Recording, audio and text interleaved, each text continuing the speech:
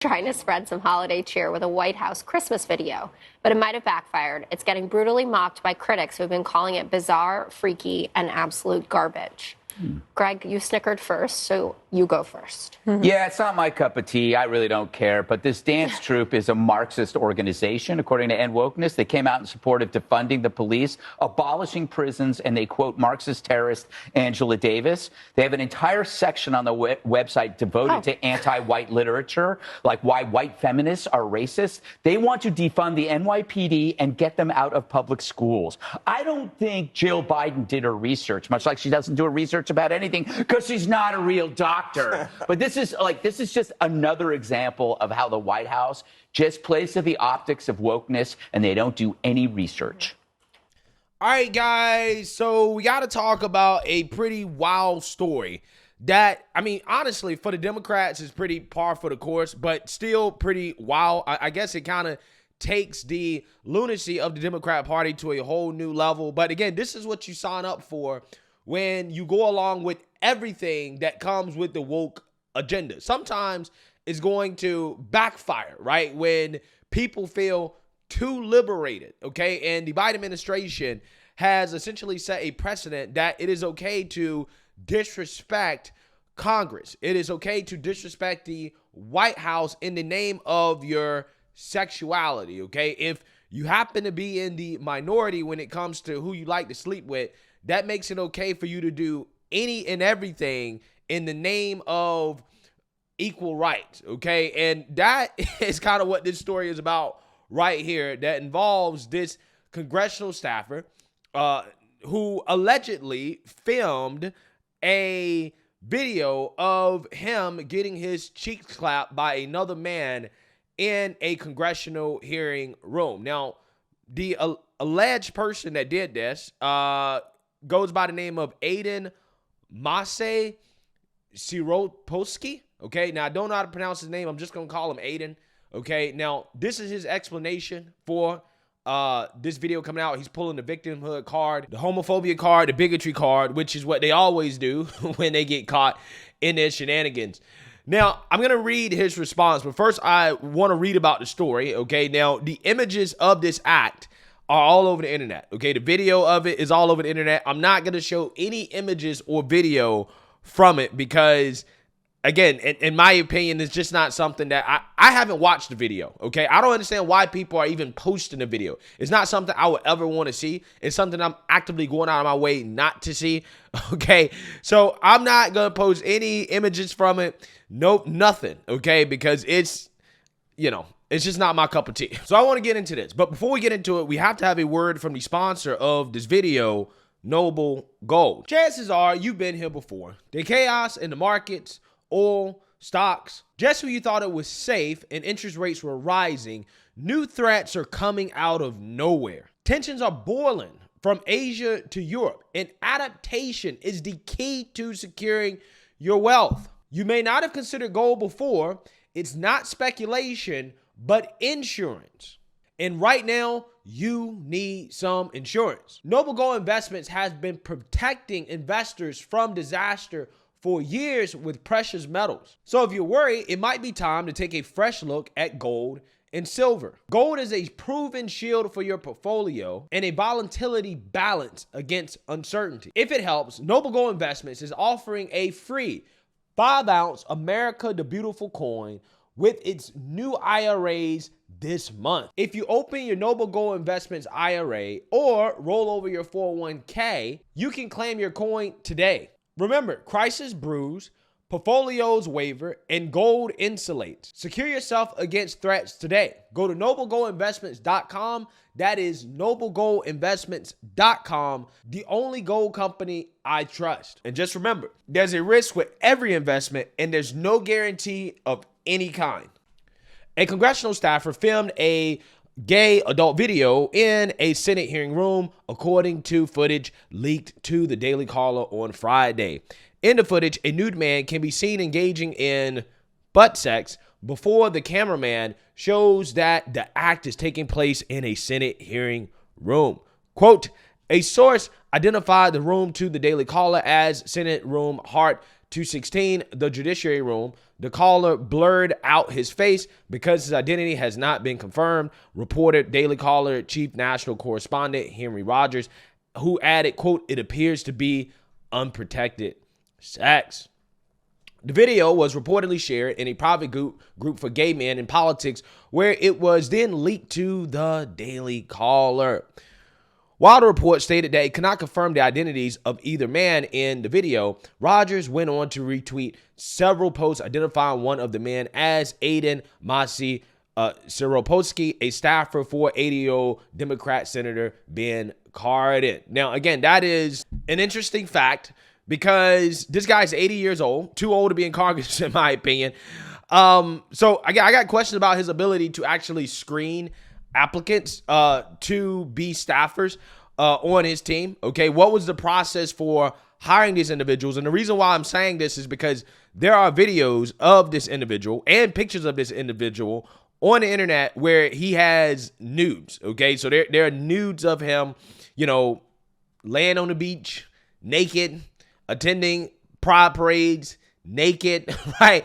A bunch of things that would have been a huge red flag had I looked up the candidate and saw these pictures and said, is this somebody that I really want to hire? Is this somebody that may potentially be a liability? And no, it has nothing to do with his sexuality at all. It has more to do with the fact that this person is posting nudes, right? Anybody, gay or straight, that is posting nudes on the internet is probably going to be a liability, right?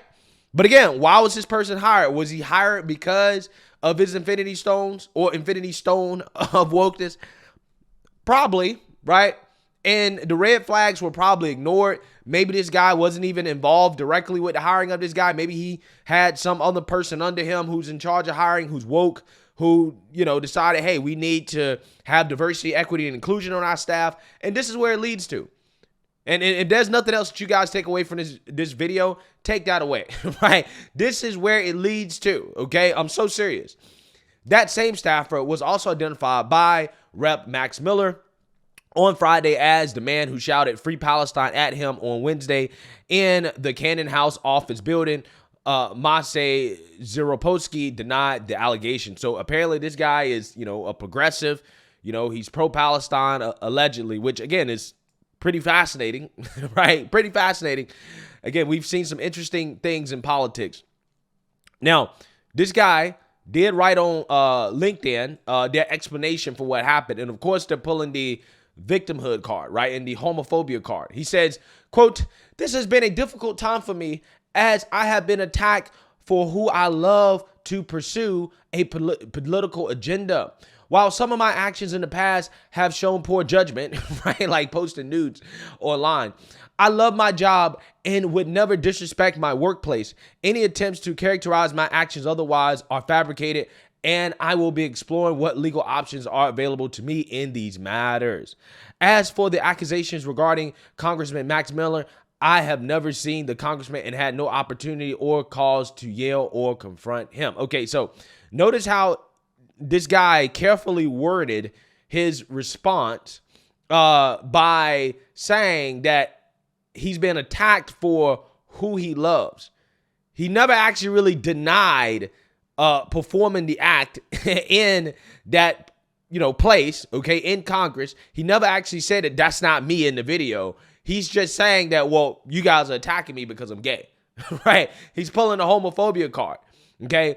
Now, he says, while some of his actions in the past have shown poor judgment, he loves his job and would never disrespect the workplace. Now, again, what does he define as disrespecting the workplace? Because he's not outright denying that he was involved. He's just saying that, well, I would never disrespect the workplace. Again, what does he define as that? Because, again, we know that some of these people have different definitions of what they define to be respect or disrespect for where they're at. Like, for example, that story about the trans woman that went topless on the White House lawn. This person legitimately thought that their actions were justified because of, I don't know, being LGBTQ, because they're trans. Oh, well, I get to do whatever I want. Free the nipple. Okay. Liberation. Right. This is what they say. And it's like, no. Like you can't do that, right? You have to show respect and decency, okay, for the White House, where you're at. But again, they don't believe in that, okay? Because here's the reality of the situation. Whether or not the left wants to accept it or not, okay? Some of these people, because of the fact that their whole identity revolves around their sexuality, are overtly sexual. Everything with them is about sex. And that's the problem, right? When parents complain about the LGBTQ books being in school, they're not complaining about their kids, being exposed to what homosexuality is. No, what they're actually complaining about is the fact that everything is overtly sexual. It just so happens that these books have sexualized themes, okay? That's the problem with it. That's the problem with it. Nobody cares about the fact that you're gay, right? Nobody cares at all. What people care about is when you make it too overtly sexual. And that is something that we've seen time and time and time again. And lo and behold, the same thing is happening here. Now, again, if I was this person, if that's not me in the video, then I would flat out say, that's not me in the video, right? I have nothing to do with this. Stop accusing me of being in the video. But that's not really what he's saying, okay? What he's saying is basically that, well, I'm being attacked for who I love. He doesn't really outright deny that that's him in the video. And again, that leads me to believe that, most likely it probably could be him in the video. Now, I don't know. It's alleged, right? But again, if that was me, I would just say, nah, I'm not in the video. If that wasn't me in the video, right? Just unequivocally say that. So again, that's what's happening here, okay? Instead of taking responsibility for it, again, they're accusing people of hate and bigotry for simply pointing out that this is wrong and that this is disrespectful to Congress. But again, these people don't care, right? They don't care. And why do I say that? Is because, again, this is par for the course when it comes to Democrats, whether, we're talking about gay or straight people. I mean, there was cocaine in the White House. So I want you guys to understand, you have topless pics being taken at the White House. You got people going topless, taking nudes at the White House, coke being found in the White House. You got dudes getting packed in the Senate, okay, in the Senate hearing rooms in Congress, Democrats getting their cheeks clapped, right, getting packed out, filming it in Congress. But the adults are back in charge, guys, right? According to the left, the adults are back in charge.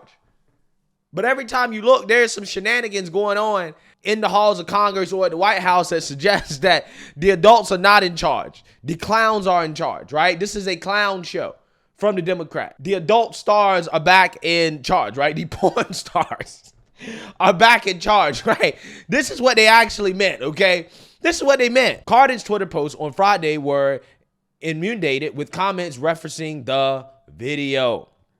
Rep. Mike Collins of Georgia tweeted, Cardin staff wilding, making adult content at work and yelling free Palestine at a Jewish congressman. I have a question. How long would Cardin's filmmaker last in a free Palestine? I mean, that's a good question. Again, some of the political alliances that we've seen because of intersectionality, again, it has been fascinating stuff. Collins went on to post a photo from the January 6, 2021 Capitol riot next to a screenshot from the Senate adult video, along with the caption, which desecration was worse? Cardin's office has yet to respond to reports of the incident. Now, of course, you have, the woke revolutionaries responding to this, not with condemnation of the actions that actually, that allegedly took place from a congressional aide having sex, getting his cheeks clapped in a Senate hearing room. No. What they do is that they want to point out that right-wingers blame gay depravity for explicit video recorded in U.S. Senate. Again, so this is what they do. Every single time they get caught doing something that is clearly and obviously wrong, regardless of, if it's gay or straight, they want to accuse the right of bigotry and hate, right? This is bigoted and hateful, okay? For simply pointing out that, hey, this is wrong, right? This is wrong. For example, they're basically trying to characterize anybody, pointing out that, this is wrong as a white nationalist. For example, This is what they said about Laura Loomer. They said, white nationalists and conspiracy theorists. Laura Loomer wrote on X that the aide appeared to speak with Biden at the 1 minute mark of a 2020 Biden campaign video. They're calling Mike Collins, who's a rep from Georgia, homophobic, right? You guys see how they do here? Homophobic rep Mike Collins identified one man in the video as Aide Masi Zeroposky, an aide to Senator Cardin. Collins also accused the aide of recently saying "Free Palestine." Yeah, so again, they can't write an article, right, talking about the situation without accusing, people on the right of being hateful and bigoted for pointing out that this is wrong, which is something that people would be pointing out, again, regardless of if it's gay or straight, right? If there was some people having straight sex, right, in the halls of Congress, I think people would say, hey, this is wrong, that this is not something that we should be doing. It's disrespectful, period.